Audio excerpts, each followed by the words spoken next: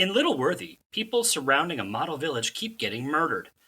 Because murder makes you feel like a big, big man. We're talking crazy festivals. Miniature villages. And the great Olivia Colman in this episode of Welcome to Midsomer.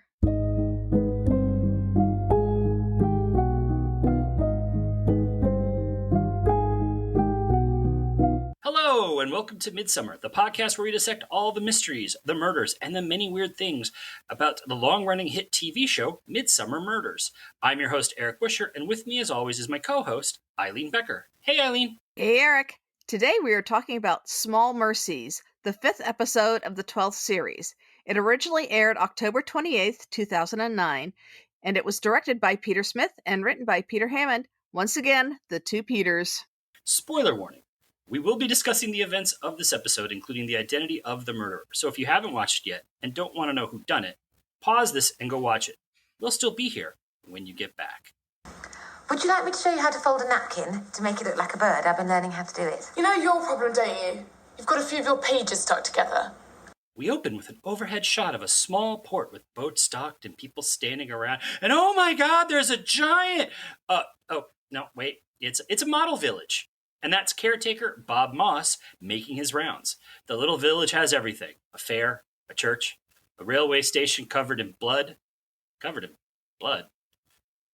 This disturbs Moss, but not as much as when he finds a body. DI's Ben Jones and Gail Stevens arrive at the scene. The body is Richard Tanner, stabbed to death and tied to the ground with stakes.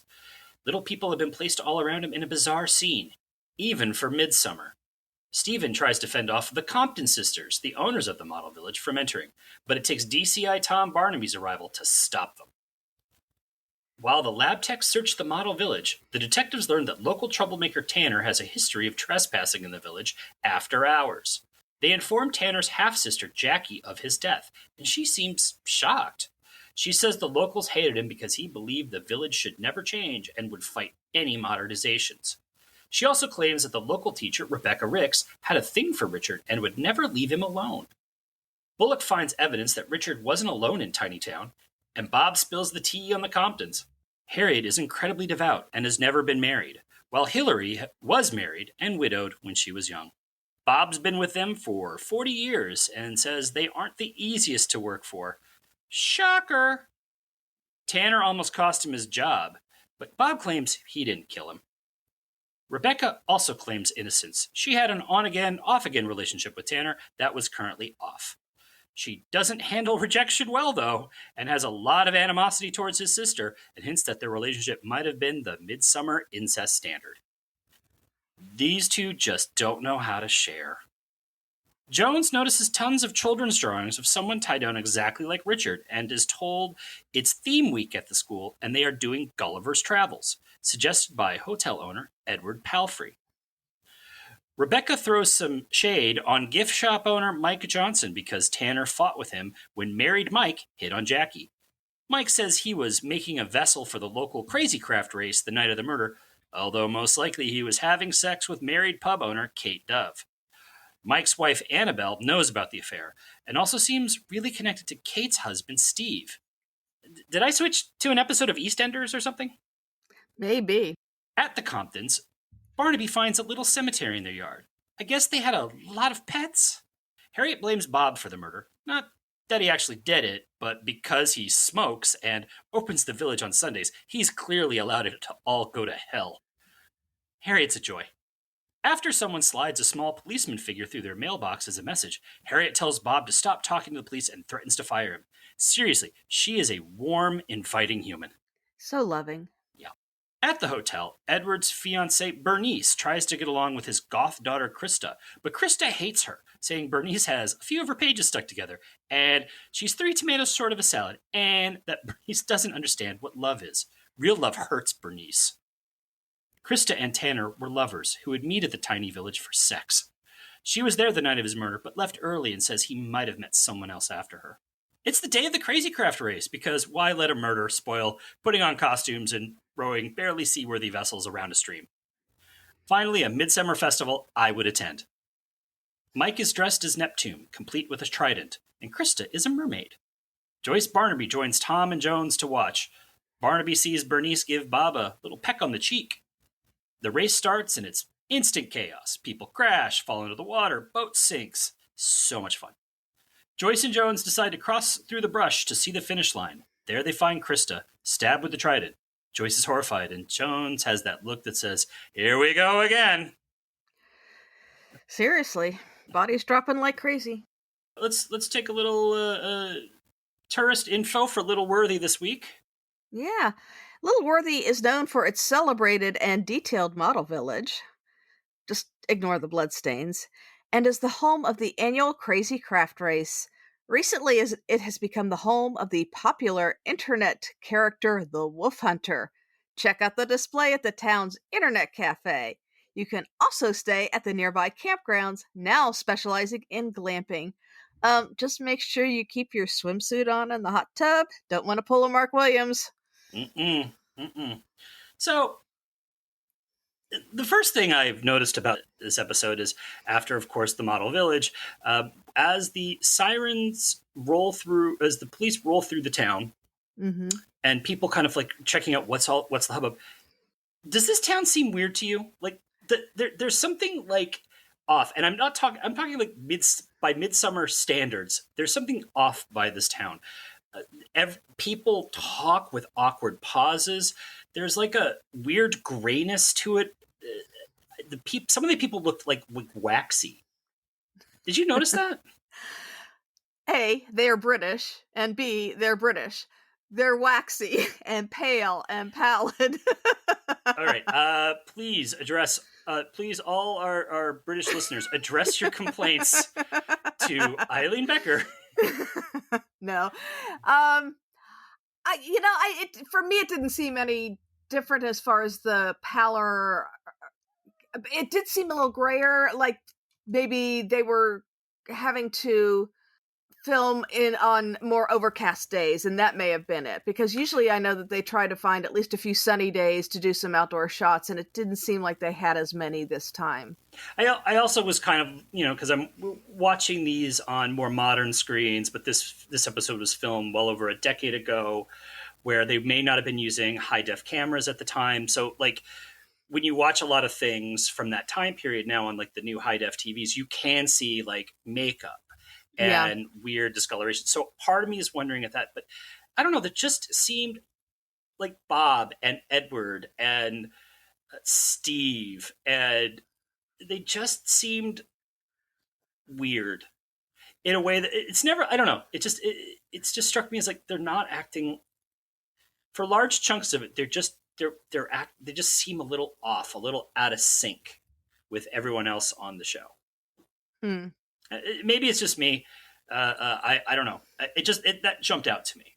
But of course, the centerpiece of this episode, where most of the action is taking place, is the model village. So we're going to jump right off with an Eileen's History Corner.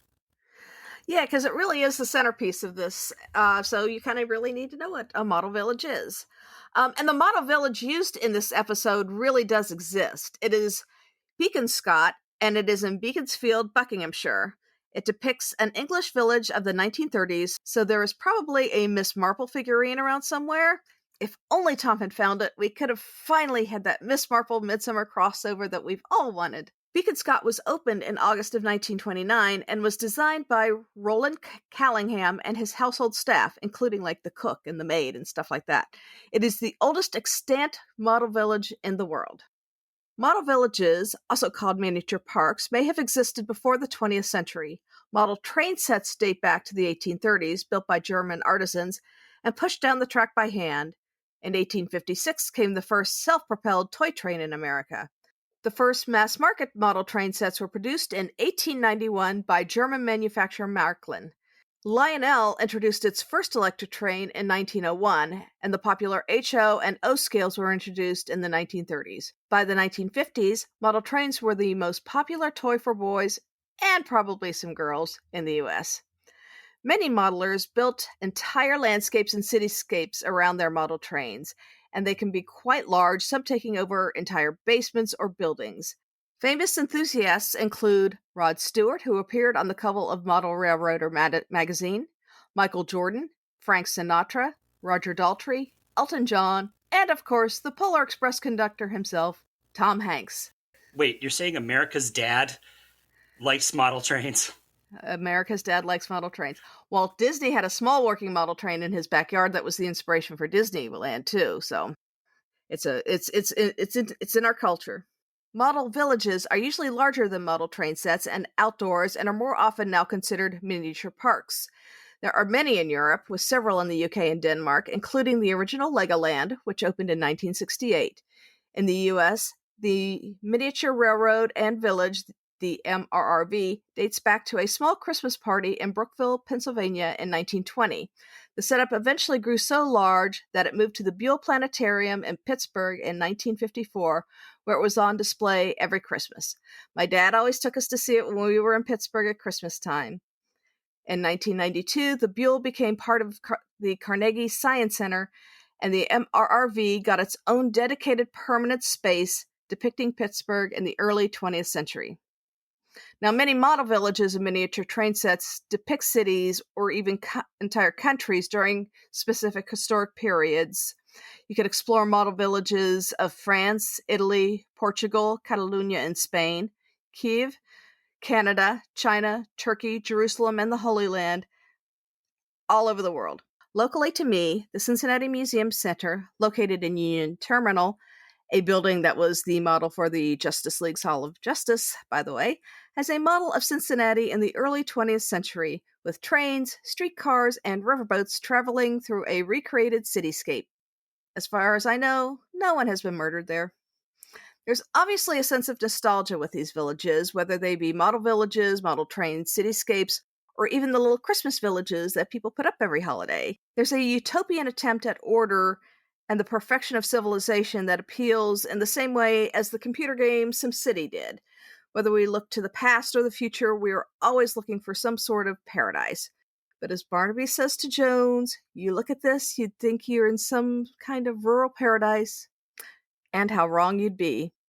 This is a statement with which Jonathan Swift himself would wholeheartedly agree. What did you think of the model village in this episode, or what did you think about centering the episode around this model village? I love it. You can obviously tell I'm a geek on this subject because I grew up with model trains. I have a model train set, but it's too heavy for me to put out anymore. And yeah, like I said, my dad took us every year to the Buell Planetarium in Pittsburgh to see, and it was immense and it was huge, and I loved it. And I go to the museum center in Cincinnati every so often and visit it. It's just, I love the model villages and everything. I have Beacon's Cot now on my list of places I want to go to. I want to go see this in real life. For me, centering it around this gives, in a way, it makes it kind of almost a quintessential episode for Midsomer Murders, because there is a sense of Midsomer that not everything is as it seems, which in many ways, many model villages do that as well. First of all, it's clearly fun to film. That opening shot where you think you're like staring at a regular harbor, and then all of a sudden the giant comes through, and it's a fun visual effect. All of it seems, but it was clearly kind of an interesting way to shoot it.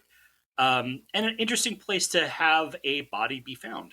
But everything does sort of come back to the model village and the tiny people. And Bob clearly needs to spend time with more full-grown people because he's a little off. But I kind of identified with him a little bit. For me, it's almost like a meta-ness to it. There's this kind of self-referential creation of these model villages in the Midsomer universe that are not as model as they appear to be. Yeah.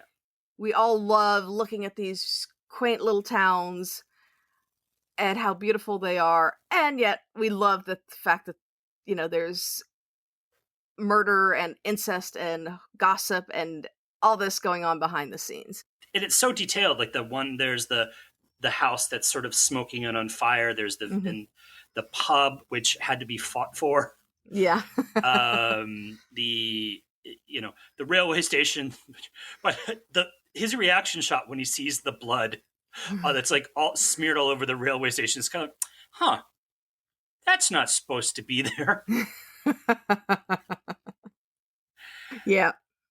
And then, of course, the first of at least 3 or 4 reaction shots in this episode where people are shocked by, we don't see what they see, but we get a very slow reveal of what they see. We just get this weird slow-mo, almost freeze frame of people being shocked. Yeah. I'm not a huge fan of unnecessary slow-mo, and I think that was one thing I didn't particularly care for as far as the filming in this episode, but otherwise I really liked the filming in this episode. I loved the way they filmed the village. It was both villages, actually, the real one and the model one. You don't really see a lot of the other village. You see more of it than you have in more recent episodes, like the you see more of the streetscapes, you see more of the buildings. But only kind of in the beginning. Like after that, it does sort of center around between the model village, the Compton's house, the hotel, interiors at the hotel only, exteriors like a little bit like exteriors and interiors at the Compton's house, the village, and in the gift shop. You don't even really get to spend that much. Like, it's one of the few episodes where there is a pub, but we don't spend much time there. Yeah. And they do love a good pub scene in Midsomer. Always. So our strange kill for I think like the kills got progressively less strange in this episode, but Mr. Tanner's body being tied up in the village, a la Gulliver's Travels, really seemed. Also, the way his face was sort of contorted by the rope tying him down through the mouth, which kind of almost gave him like a Joker feel. Like the way he had like kind of the scar, the blood and the scar around, the kind of like the, I want to say tearing. Like it wasn't like a hard R horror film where they would like have like been a lot grosser, but it was sort of like it looked pretty bad. Yeah. There's a running theme of having things in people's mouths when they're dead in this show. Apples, roses, ropes. I like to think that Tanner was just too big for that little village. He certainly was. So speaking of Tanner, you want to go through the cast highlights? Let's kick it off with David Rial. Now, he played the lover of little people, Bob Moss. Now, he is a celebrated character actor with a long history on the stage and screen, a RADA graduate, the Royal Academy of the Dramatic Arts. He was a part of Olivier's theater company when he appeared in Rosencrantz and Guildenstern Are Dead, The Tiger, Guys and Dolls, and Coriolanus. In 1994, his performance on stage as Feste in a production of Twelfth Night was praised by Sir Alec Guinness in his autobiography. Now on screen, he appeared in The Singing Detective, Truly Madly Deeply, Foyle's War, and Doc Martin. He was a regular in the sitcom Outnumbered, and he appeared as Alpheus Doge in Harry Potter and the Deathly Hallows Part 1. His final role was in an episode of Call the Midwife, filmed just before his death in 2014. Paul Bental was put upon Edward Palfrey. He also has a long list of credits. His top 4 on IMDb are as a pilot in Flash Gordon, Peter's dad in The World's End, Evelyn's lawyer in Best Exotic Marigold Hotel, and Jacob in First Night. He's done a lot of supporting work at the National Theatre and has a lot of small appearances in things like Law & Order UK, Bridget Jones' Baby, and The Bill. His most recent role was as the father/popsicle, George Williams, in the hit show Bad Sisters.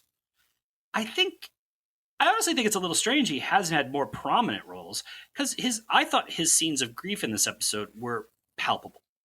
He's married to the actress Janine Duvitsky, who's also appeared in Midsomer Murders in an episode we covered, The Witches of Angel's Rise. Yeah, I agree that he really brought a lot to this role. Physically, you see him playing like the creepy butler, the Undertaker, that kind of role. He has that physically, that gaunt look to him. For me, it kind of turned things on his head because you kind of think he should be more of a suspect than he actually ends up being. Yeah. But his grief over his daughter's death and when he discovers who the murderer is. Mm-hmm. Those are really, really good moments. There's a gentleness and a grief and a compassion to his performance that I thought really stand out. And again, when you look at his IMDb and it's got a lot of like his top, like two of his films on the top 4 or 3 of them, he doesn't have a name. Yeah. I just was like, I was a little surprised. I thought he would have more of a career. Not that he has a bad career, but he would have more prominent roles, roles with names. Matilda Sturridge played Goth Queen Krista Palfrey. She's also connected to an actress we've covered. Her parents are Charles Sturridge and Phoebe Nichols. Phoebe appeared in the episode A Tale of Two Hamlets. Now, Matilda also trained at RADA and appeared in this episode early in her career. Since then, she's had smaller roles in The Borgias, The Young Victorians, About Time, and Churchill's Secret. Her last credit was in 2016, the year she got married, so looks like she's taken time out to raise a family. Now, fun fact, Matilda went to school with Robert Pattinson. He's Batman, who became best friends with her brother Tom Sturridge. He's Sandman, and is also the godfather to her child. Just a child. Yeah, I remember her in the Poirot episode of Third Girl, where I thought she was a real standout. So I'm surprised she didn't have a bigger career before she decided to at least temporarily retire and raise a family. Now, Sanchia McCormick played grieving sister Jackie Tanner. She has had a lot of roles since her first appearance in the TV film Lloyd and Hill in 2001. She's done 2 episodes of Doctor Who for 2 different doctors. She's also appeared in Catastrophe, Sex Education, The Crown, The Tunnel, and Broadchurch. She also did a wonderful job in this episode, and I'm surprised she hasn't had bigger roles again. Her portrayal of shock and grief really ring true. Again, this is an episode where I think we have a lot of really good actors in it. Yeah, they don't. There's a lot of good actors. Not all of them getting to have the meat and the potatoes. It's also, I think, point out, it's a lot of actors who are in it and seem to have nothing to do with the main plot of the story. We'll talk about that later, but there's a whole subplot that has nothing to do with this murder. Next, we have Emma Stansfield, who played teacher and bad breaker-upper Rebecca Ricks. Emma was born Emma Thompson and knew at the age of 3 she wanted to act. At the age of 12, she played the lead in her school's production of Oliver. When she became a professional actress, she had to change her name because there was some other unknown actor had already registered the name Emma Thompson. Who would have thought? And who ever heard of Emma Thompson? She appeared in Coronation Street, The Tudors, Tess of the Dubervilles, Best Laid Plans, and Jamie Johnson. Near as I can find, she's currently single, so if anyone wants to get tied down with her, Eric. I'm good. Next we have Abigail Thaw, who was our suffering wife, Annabelle Johnson. She was born into acting. Her father was the great John Thaw from Inspector Morse and the Sweeney fame. She's another RADA grad who worked with the RSC and performed at the Vic and the Globe. On screen, she appeared in Poirot, I Want My Wife Back, Casualty, Doctors, and most recently in Miss Scarlet and the Duke. Her most prominent role has been as newspaper editor Dorothea Frazell on the show Endeavour, the prequel series to Inspector Morse. But the family fun does not stop there. Abigail's daughter, Molly, appeared in an episode of Endeavour as a young version of Abigail's mom and Molly's grandmother, Sally Alexander. Sally was a feminist activist and professor who was involved in the infamous flower bombing at the 1970 Miss World contest. A movie about the bombing called Misbehavior came out in the UK in 2020 with Keira Knightley playing Sally. Michelle Butterly played sexual critic Kate Dove. She's done a lot of character work on British television, including Soldier Soldier, Casualty, Eyes Down, Benidorm, Doctors, McMafia, and most recently, Hidden. My absolute favorite credit of hers is she appeared in the Faith No More video for their version of the Bee Gees' I Started a Joke. Now, apparently Faith No More had broken up 5 months before the video was even filmed, and no member of the band appears in the video. But you know who does? A very young Martin Freeman. Ooh. Ian Target was smooth country dancer Steve Dove. He's appeared in Grange Hill, Law and Disorder, the Last Detective, EastEnders, Doctor, and most recently in an episode of Outlander. Jamie Treacher played our victim, Richard Tanner. His first role was on Lovejoy, but sadly as an uncredited paperboy. He's appeared in Wing Commander, Retrograde, George and the Dragon, EastEnders, Air Force One is Down, and King Gary. He's also appeared in a series of ads for Vodafone as Mr. Slow. Now, he also is a composer, so if you want to hit up his SoundCloud page, you can hear some of his musical creations. Cool. We do have several return visitors this time. Margaret Tyzak played Sweetheart Carrie Compton. Oh, I shiver every time I think of her. She also appeared in the episode Garden of Death. A Rotograd and a member of the RSC, she won 2 Olivier Awards for her roles in Who's Afraid of Virginia Woolf and The Chalk Garden. She also has a Tony for her performance with Dame Maggie Smith in Lettuce and Lovage. On TV, she had major roles in The Forsyte Saga, I, Claudius, The First Churchill, for which she won a BAFTA, and The Young Indiana Jones Adventures. On film, she did 2001 A Space Odyssey, A Clockwork Orange, Prick Up Your Ears, Mrs. Dalloway, and Match Point. Tyzak passed away in 2011 at the age of 79. Fun fact on that Lettuce and Lovage that she did with Dame Maggie Smith. So they performed that on the West End, and when it was going to move to Broadway, there was an issue with the Broadway Actors Union. Smith was allowed to perform, but Tyzak was not apparently covered or whatever. And so there was a real issue of were they going to have to recast. And apparently Maggie Smith said, you either bring her in or I'm not doing it, because she felt that their on-stage chemistry was so good, there was no one that they could bring in to top it. Good for Maggie. Now, Caroline Blakiston played Hilary Compton and also appeared in Bantling Boy and The Village That Rose from the Dead. She's another recognizable actress with a long career. Hey, guess where she studied? That's right, RADA. She crossed paths with Tyzak in the Forsyte Saga, as well as appeared in The Malins, The Last Song, Poirot, Father Brown, and the recent Poldark series as Aunt Agatha. Her biggest role was Lady Patience Hardacre in the soap opera spoof Brass. However, nerds around the world will recognize her as the original Mon Mothma, one of the leaders of the Rebel Alliance in Star Wars Return of the Jedi. She could make a good bit of money at the Star Wars conventions. Now, Jesse Birdsall was Smooth Neptune Mike Johnson. He also appeared in Market for Murder, where his character actually had a happy ending, which is unusual in Midsomer. I don't know. It looked like he had a happy ending in this one, too. I think eventually. Birdsall started acting as a child and began appearing on TV shows as a teen, known for his rockabilly style. It even got him an uncredited role in the film adaptation of The Who's Quadrophenia. Gradually, he lost the pompadour, but not the roles, as he's appeared in El Dorado, Bugs, The Bill, Footballers' Wives, Hollyoaks, and Holby City. Now, who's our village star, Eric? I can't imagine who it's going to be. Come on. Was there ever any doubt that it would be Sarah Caroline Sinclair? Who? You probably know her by her professional name. It's Olivia Colman. Now, Colman hails from Norwich, the daughter of a nurse and a surveyor. Apparently her mother was a ballet dancer early in her life, which inspired Colman to pursue acting. She started in school appearing as the lead in The Pride of Miss Jean Brodie at the ages of 16. She eventually went off to Cambridge and then to study at the Bristol Old Vic Theatre School.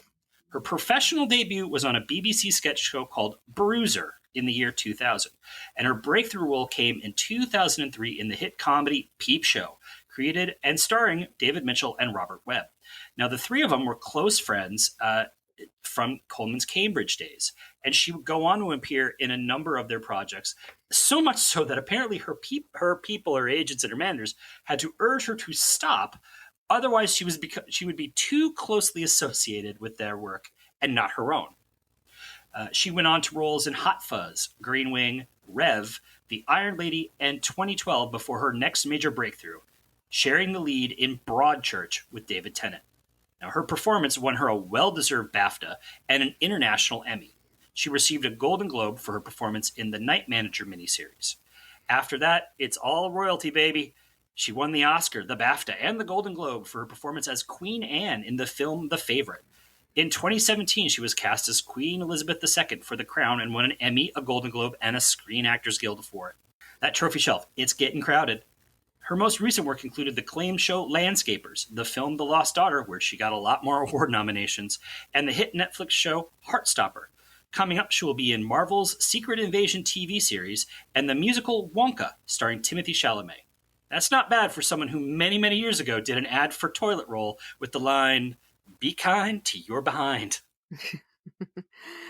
I like that she played both Queen Elizabeth II in The Crown, but also she played her mother in Hyde Park on the Hudson. Let's face it, she's gone from someone who I think my first time I saw her was in Hot Fuzz and just, oh, she's funny. And then,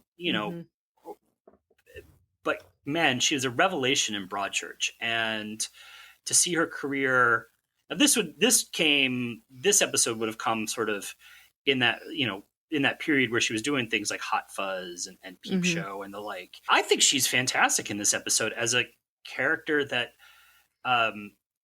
is seemingly all surface. Mm-hmm. And yet, and then when you pull back the layer, it's also like you pull back the layer and there's a lot going on, but there's also not a lot going on. This is a character, because of her performance, that you're not quite sure what you're seeing is what you're really seeing with it. Mm-hmm. And we'll talk about that at the end. I mean, as we get into, the reveal and the motives and everything, and dissecting the crimes. But for me, I felt watching this that there's a lot more going on with her than you think there is. 100%. It's a masterful performance, and it clearly shows how gifted an actress she is. There's no surprise. Like, if you watch this in 2009 and then, see that like just years later she's getting not a surprise. I think she's definitely technically this is a episode where before she was big. Yeah. Which I kind of like. Yeah. I love seeing these actors before they were big. Yeah. Especially when everything around them is so small. Yeah. We are going to take a break, and we're going to be back with the second half of Small Mercies. And we're back. Let's talk about the second half of Small Mercies. She smashed them.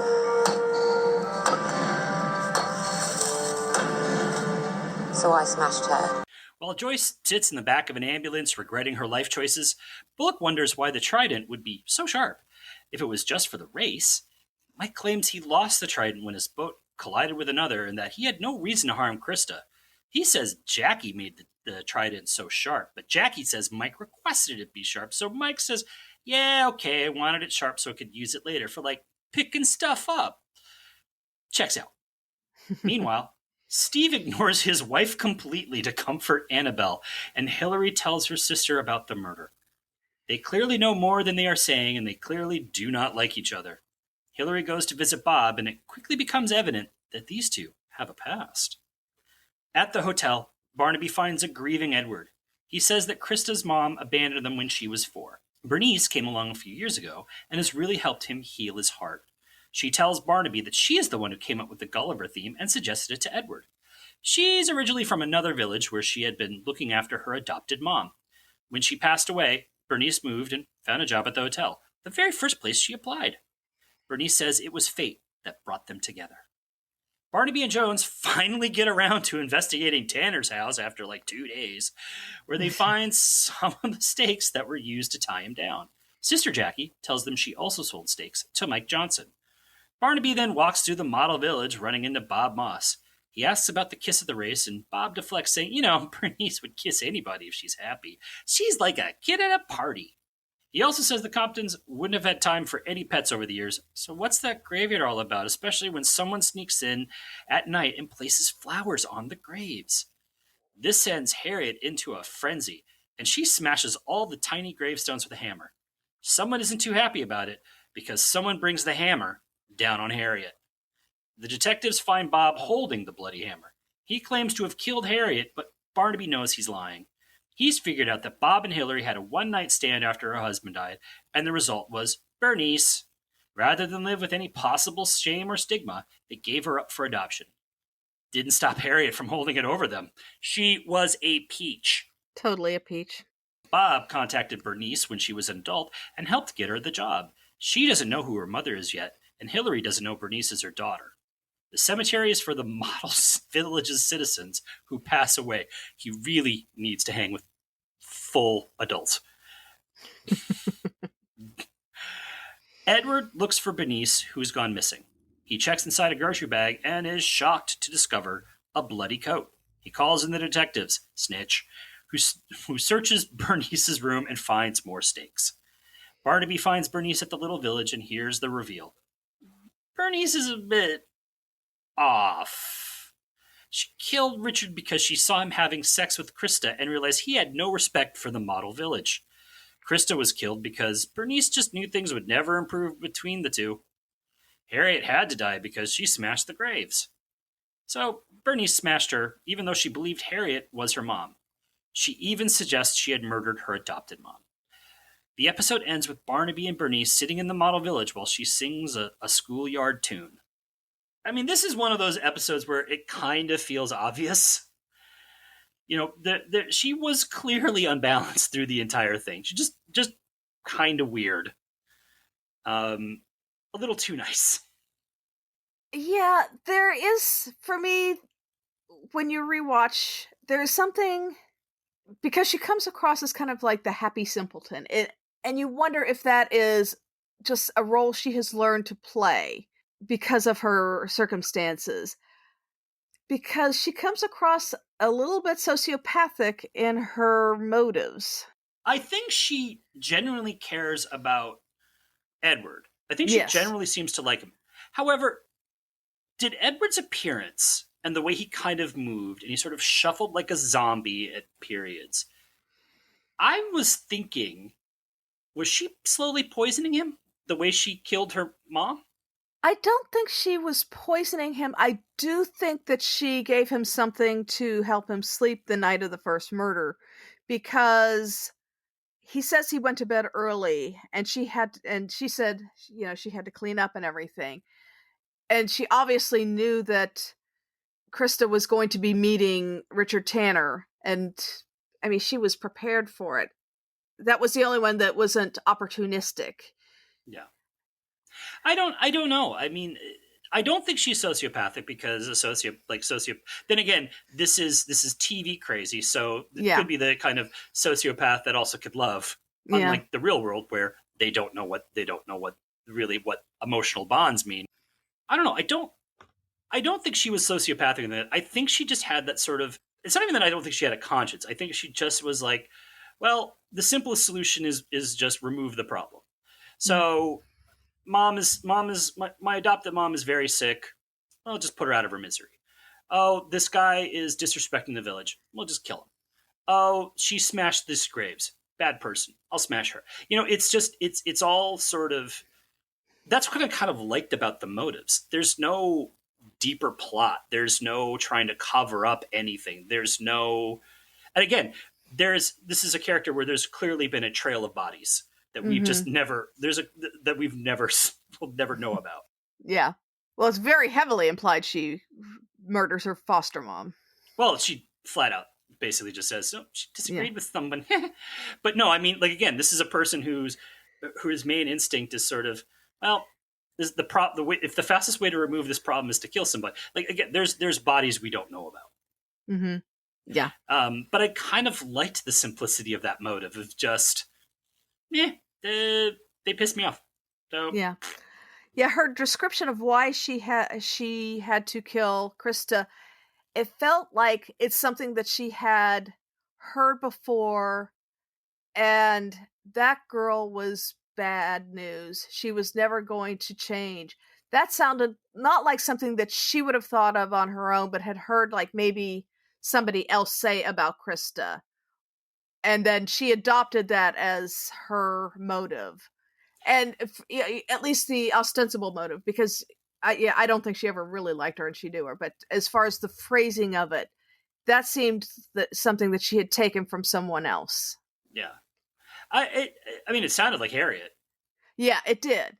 And that's what I thought was so brilliant about her performance, is that when you're watching it again, you're seeing these little things where she's taking things from other people. I mean, the way she takes things out of the trash and collects them.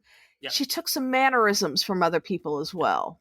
Also, did you notice that her first scene, like after the murder, and we know there's blood everywhere. The first thing she's making for lunch at the hotel, tomato soup. Yeah. Which I thought was a real big hint. I also kind of liked that the song at the end, where she's just sort of singing the little schoolyard tune that we've already heard, right? Yeah. I thought that was a beautiful little character moment. You know, because she is sort of, again, it is sort of that childlike behavior of just like, you know, they talk about when serial killers, right? When they're kids, they tend to, you know, kill animals. And that's sort of like their training ground. And it's almost as like she is a child who's kind of not grown beyond a certain developmental level. But like if she had grown up to be a certain developmental, she'd be a straight up serial killer. Yeah. Well, she is. Yeah. She did kill 4 people that we know of. You know, yeah, but not in a fetishistic or no, like, you know, deriving. It's not like she derived. Well, I think maybe Harriet, she derived some pleasure. I don't think she really derived any pleasure from these. Yeah, it just seemed like, again, problem solved. Yeah. Funny thing about that song, though, right? The song she sings it. So earlier on, like in the first half of the episode, like we see the school kids sing it, and the teachers sort of going through it with them and all that stuff. There's a moment where the teacher is just like, for some reason, she's looking into space, and you just hear the song playing in the background. And I'm like, why is she haunted by this song? Eric, it's an earworm. It's her version of My Sharona. Someone needs to teach her Baby Shark. Oh, no. Let's talk about that crazy craft race. It looks like it could be fun.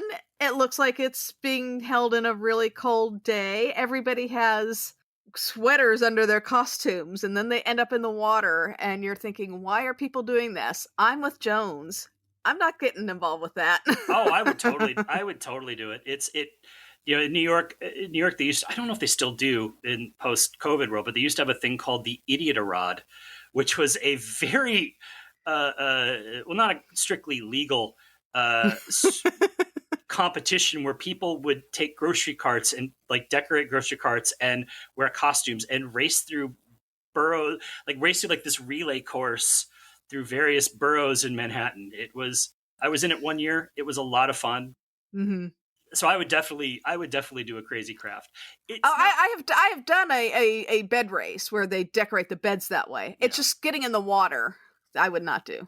So I also kind of like that. It's just like Joyce is like, oh, it's so crazy. It's like, it's not that crazy, Joyce. I just want to know what happened to the other 2 girls in Krista's boats, because she was at a boat with 2 other girls and she was sitting in the back. What happened to those 2 girls? They're just, well, I guess they just gave up. I guess she was so. Because she was trying to dislodge the boat when. Yeah. But yeah, it was just chaos. But that is a festival I would take part in. Happily. Yeah. What did you think of the ending of this episode? I actually thought it was perfect, because sometimes I feel like, and we've discussed this with one other episode I know, where they should have ended it before they had the kind of happy little tack-on ending with the Barnabys and such. Mm-hmm. I like that it ended with Barnaby and Bernice together, still in the model village, which is where we started, and Jones and Stevens coming up. And then we know what's going to happen with that. And it's very sad. Yeah. I don't think we needed a happy home scene after that. No, I don't. I like that that's where they end that story. But this is, as you know, this episode has these other little tangent stories where there's no real resolution. There's no connective tissue other than Mike Johnson in in it at all. Because, I mean, let's just talk about it. This is the Johnson Dove affair. What was the point of that? Yeah, because the three of them don't have anything to do with the murder, just Mike Johnson himself. So it is kind of this completely separate storyline that doesn't relate at all to the murders. I mean, they could have used them as red herrings if they connected them in any way to them. They just didn't. They didn't bother. There's nothing there. The Steve has, like, what, 3 lines? And he dances. He did awkwardly. Yes. When you get to the ending, it's just like, why were they there? They had no. They added interest. They added like some nice color. Mm-hmm. But I'm not watching. Like, Midsomer isn't like a drama where we're telling all these different stories. Midsommer's murder is a murder mystery, and these, if they are not kind of tying in, at least in some way, into the murder, into the murder mystery, they're very frivolous. It almost just felt like they wrote the whole episode and they realized, oof, we don't have enough. We need to fill some of this out. Because here's the thing, Mike's alibi was clearly compromised by, he was not making that crazy craft. He was with Kate. Yeah. The detectives never checked that out. They never uncover that. They never, like, the reveal of the affair is never should have been a factor in kind of discrediting Mike's alibi, like, you know, or could have been clearing Mike or something like that. But it's not there at all. Do you think any of these people know that there's such a thing as divorce? Yeah, I think the resolution of their storyline, their kind of joint storylines, is that the two couples either do get divorced, and then the two of them get together, and the other two may or may not get together, or they just kind of carry on the way they have been because that's the way, you know, inertia works. Yeah. I will say, I was happy to at least have these characters, because then you get the classic line that Mike Johnson smells like a poof and shags like a rhino. And we do get some pretty explicit, while not completely showing it, sex. I mean, we don't often see a lot of sex scenes in this. There's a lot implied. There's a lot of talk of incest and stuff. But this is one of the few times we actually see people going at it. Yeah. And not just the getting out of bed afterwards. And did you notice the name of the gift shop, by the way? The Butterball Tea Room. I don't know if Butterball means the same thing in the UK as it does here. I don't know.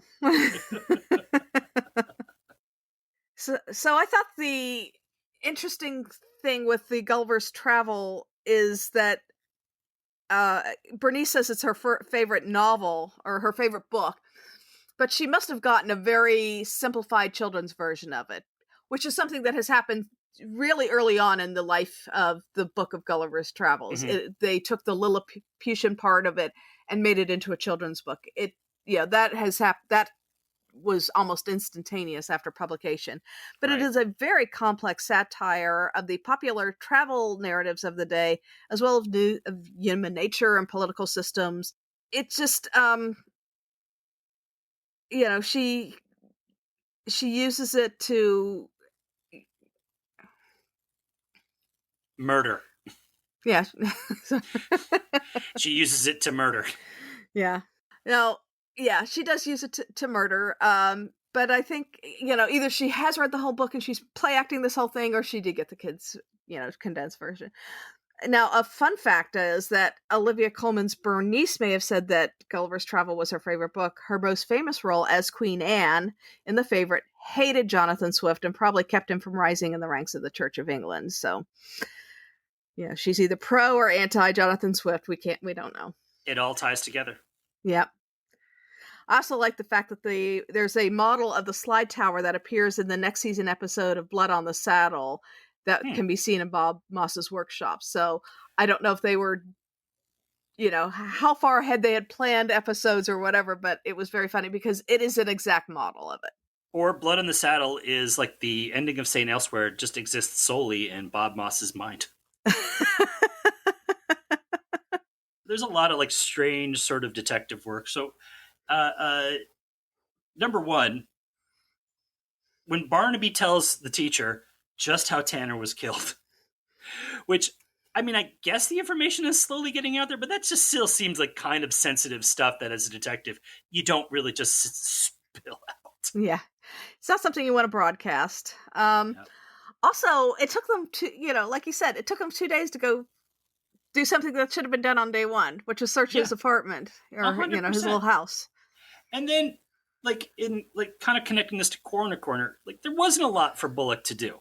But when he does appear, everyone has at this point is now searching the model village while wearing the suits, like the paper suits that they're supposed to wear. However, Jones, Stevens, and Barnaby have already trampled all across this crime scene. So what was the point of them wearing what's the point of anybody wearing suits at that point? Because it's also a model village. It's incredibly contaminated. Oh, yeah. Yeah. Like, what is the procedure at Coston? What is their procedure? I do like Bullock's line about the brain being the biggest mistake that God gave us. He's Bullock, humanist. We got more Stevens this episode. Not much. No. They don't. She and Jones don't do a lot in this episode. They don't even get a patented Stevens and Jones moment. No. It's weird that they put Jones as kind of on gate duty rather than one of the constables or whatever. It just seems like she would have been needed elsewhere doing actual investigating stuff. Well, they couldn't put a little model constable there because Bernice had already taken it. Just shoving. But at the very beginning, so when they find the body, right? Mm-hmm. Jones is visibly shocked by the blood. So, you've been a DI in Midsomer for years now, man. You've seen worse. But not splattered all over a model village train. He wasn't looking at the model village. He wasn't looking at that. He was looking at the body. The body is like, look, you've seen a lot worse on this show. Home life. So they work Joyce in because she has to show up for the crazy craft race. Why? Because they have to work Joyce in. Did she even tell Tom she was coming? Somebody has to find the body, and it has to be Joyce. Yeah, but, she has to know at this point that if she's going to a festival, she's gonna find a body. There's gonna be a murder. You can't have a festival, a village fete, probably even a wedding in Midsomer without somebody getting knocked off. Getting the old murdery do. Yeah, it was like, oh, okay, well, we're working Joyce in. And then she witnesses the body and is shocked, even though this is at least the 5th time this has happened to her. And Tom just flat out ignores her. He's a little callous, she says, she's like, I'm going up to bed. I've had a really hard day kind of thing. And he's just sitting there looking at the little model villagers. What could he glean from them, I do think that in Midsomer, nobody knows divorce. I think this might exist in a universe where divorce does not exist because, that's the kind of stuff that Tom, you get served. You get served papers. Yeah, well, that and abandoning her at how many meals that that they've gone out together with and left her high and dry. You just kind of feel it at some point. She just when they go into a restaurant, she goes, "Have a to-go box ready." Yeah, and I need the phone number for the local cab service. Bring the check. Bring the check with the menu. Final thoughts on this episode. This is actually one of my favorite episodes. And not just because I am a huge model village person. I think that, it's not perfect. We've picked out, done our little nitpicking. But I think there's just so many really great performances, not the least of which is Olivia Colman. Olivia Colman automatically gets, when you have a performance like this from Olivia Colman, you automatically hit a B plus. I feel like the story around, the actual murder story, I really enjoyed it. I really enjoyed the simplicity of the character's motives. I thought, I enjoyed her performance. I question why they didn't try to tie in some of the supporting characters' their stories into the main narrative. However, like those stories overall were kind of fun. Yeah. They just had nothing to do with anything else. I know I give this. I really like this episode a lot. This is definitely a fun one, and creepy murder model village. That's an all-time Midsomer great. Yeah. For me, it's just the fact that this is like like I said, there's the meta nature of it. This taking of this model village that has a murder in it, the way that all the real life, quaint model villages in Midsomer have murders in them. It was just kind of a little fun call out. All the model villages have murders in them? How many murder model villages are there in Midsomer? Well, no, I mean just not as model villages as little miniature villages, but the fact that they're quaint and they're supposed to be perfect, as Tom says, this whole perfect paradise that you're supposed to be living out in the country. All right, I want you to say Midsomer murder models 5 times fast. No. All right. That is everything we wanted to talk about. We want to thank everyone for listening to us. And if you had anything you want to discuss about Small Mercies or Midsomer in general, feel free to email us at welcometomidsomer@gmail.com. If you want us to use your email on the show, just say so in it. We are also Welcome to Midsomer on Facebook and Instagram. If you liked what you heard, please consider subscribing to us or rating and reviewing us on iTunes. It really helps people find us. Also, tell all your friends about us. We're going to be back next month, so we hope you will join us again. As we take the road out of Midsomer, we want to thank you for listening and remind you that in Little Worthy, having sex in model villages can be murder. Yeah, just don't do that. Welcome to Midsomer is produced by Eric Buscher and Eileen Becker. All clips in this podcast are used in compliance with the U.S. Copyrights Act Fair Use Exception for criticism and commentary. Our logo and podcast art was designed by Smeedrai. Our theme music is by the infamous Space.